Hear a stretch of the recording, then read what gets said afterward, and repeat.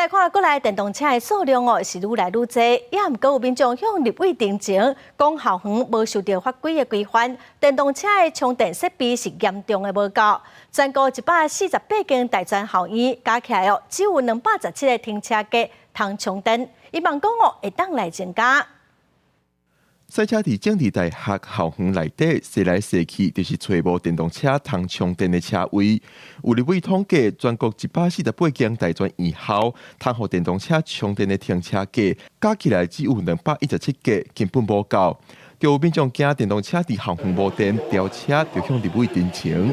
中央交通部有规定，有这个管理办法的规定，就是公有2%以上，民营1%以上。 所以我希望教育部回去跟大专院校就是我觉得你们也应该定一个比例啊。交通部统计到今年顶半年，国内已经有8.7万台电动小客货车登记。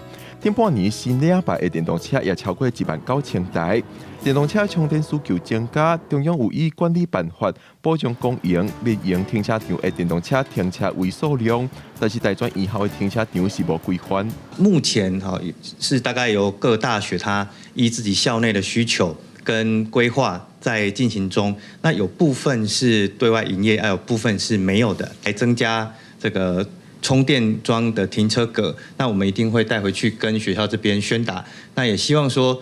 学校应该要适时来调整。教育部国教署讲，会通知各大专院校建议增加校内电动车的停车位，因为国教署的做法并无强制性，立委希望爱参考中央的管理办法，规定校园内底的电动车停车位数量。